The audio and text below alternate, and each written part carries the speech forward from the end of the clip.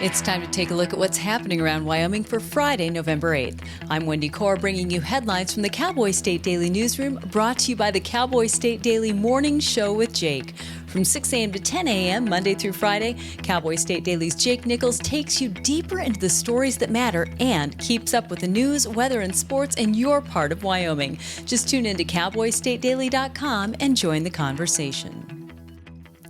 A pristine 640 acres of land in Teton County, known as the Kelly Parcel, is coming to the end of its days as a political football.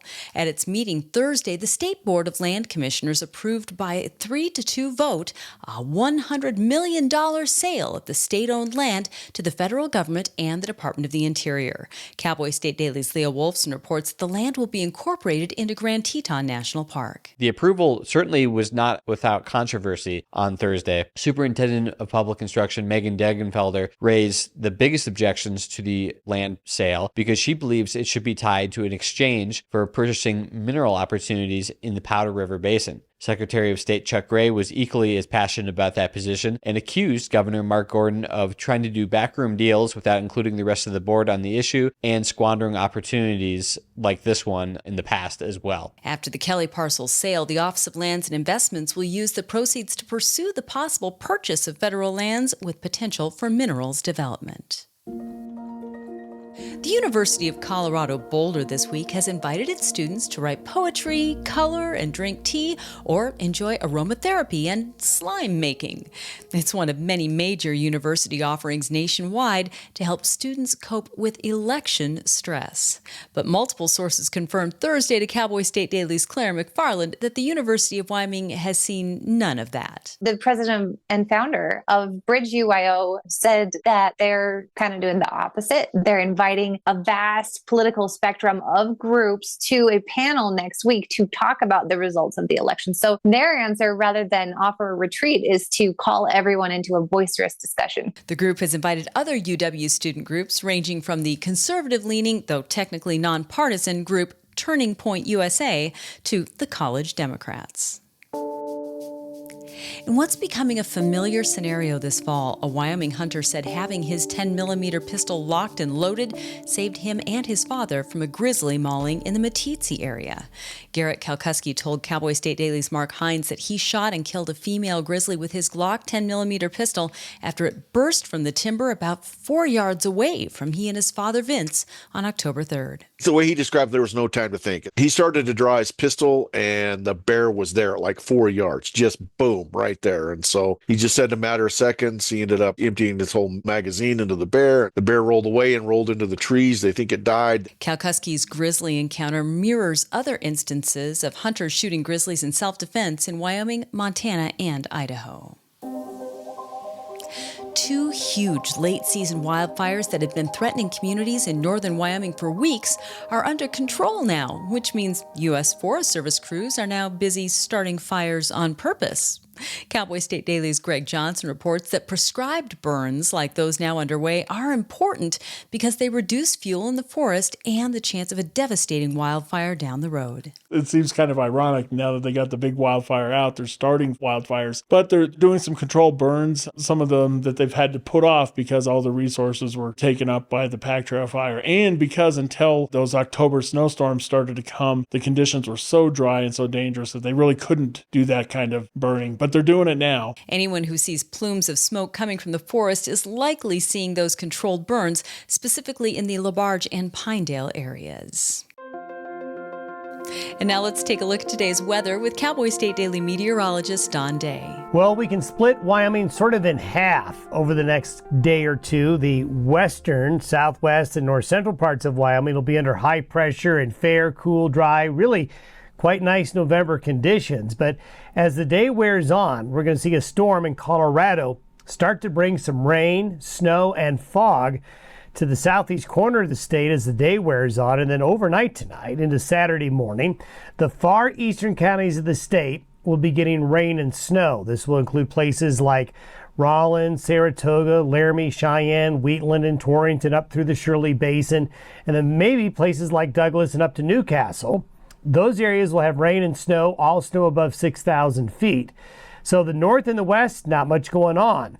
The south central, the southeast, and the far east, well, a bit of a storm will affect those areas. Now, by Sunday, this will all be cleared out and we'll generally have fair weather statewide Sunday into Monday. But by Monday night and Tuesday, another cold front will be moving into western Wyoming, bringing the west some snow and colder weather statewide by Tuesday and Wednesday. You can get Don's full forecast on the Cowboy State Daily website. I'll be back in just 15 seconds with more news. Open enrollment is here.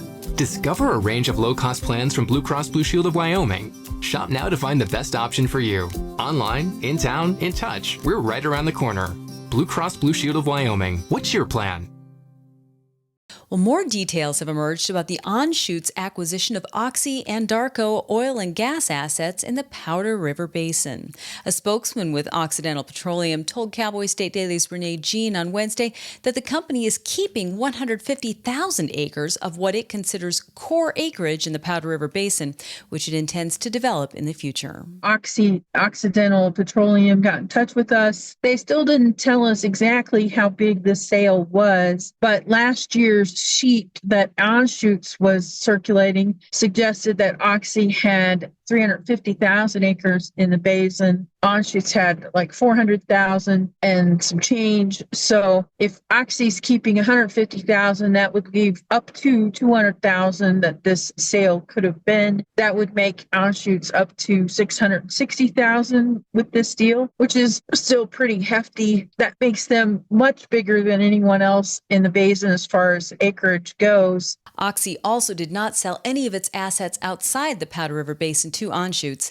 It will keep more than 650,000 net acres that it manages in Wyoming, a figure that includes the 150,000 core acres in the Powder River.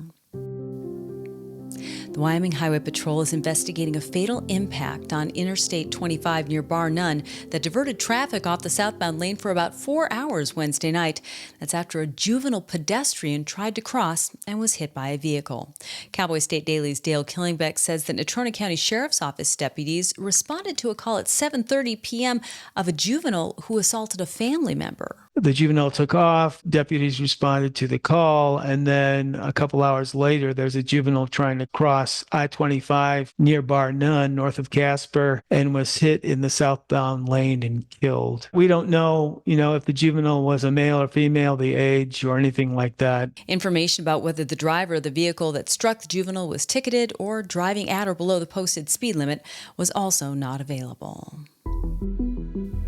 The Campbell County Sheriff's Office deputy who shot and killed a man from Wright, who had fired a shotgun at his patrol vehicle, acted in self-defense. That's the official determination from Campbell County Attorney Nathan Henkes, who reviewed the independent investigation by the Wyoming Division of Criminal Investigation regarding the August 4th shootout between Campbell County Sheriff's Deputy Samuel Boyles and 55-year-old Christopher Morales. Cowboy State Daily's Claire McFarland reports that Boyles had been responding to a report that Morales had attacked his wife. He pulls into a very dark driveway, and as he's putting his vehicle into park, a shotgun blast hits the windshield. My instinct would probably be to duck into the back seat, but apparently the thing to do, which he did, was to get out and run behind the vehicle and take cover. So that's what he does, and he draws his pistol. He fires, I believe, 5 shots, and most of them hit Morales, who then dies. Henkes determined that the use of deadly force by Deputy Boyles was reasonably necessary under the circumstances presented to protect himself and others on the scene from serious bodily injury or death. And sports fans and dog lovers alike are mourning the death this week of Ben, the beloved dog of college and NFL football analyst Kirk Herbstreit. The 10-year-old golden retriever died Thursday after an 8-month fight with leukemia and lymphoma. Cowboy State Daily's Justin George spoke to Cheyenne Animal Shelter Director Brittany Tennant, who said Ben's death is felt by so many across the nation because the bond between dog owners and their pets is an experience that's universally understood. About 3 years ago, he started bringing his dog with him to games and on road trips. And the dog would barge into sets sometimes looking for pets, or jump into segments. And that's how he sort of captured the nation's heart. It was a shared unifying feeling that many felt, sort of both, sympathy for Kirk Herbstreit and also just remembering how cool this dog was and how everybody had that sort of shared love for this dog. Wherever Ben went, football programs tried to one-up each other by giving Ben special VIP credentials and gifts. The Atlanta Falcons gave him the position of wide retriever, while Penn State University most recently gave him a pass that labeled him the game's treat analyst. And that's today's news. For a deeper dive into the people and issues that affect Wyoming, you can check out The Roundup, conversations with the most interesting people in the Cowboy State. A new episode will drop tomorrow when I have a conversation with Cowboy State Daily's own co-founder and executive editor, Jimmy Orr. You can find the link on our website, on our YouTube channel, and wherever you get your podcasts. And of course, you'll find it in our free daily email newsletter. Thanks for tuning in. I'm Wendy Corr for Cowboy State Daily.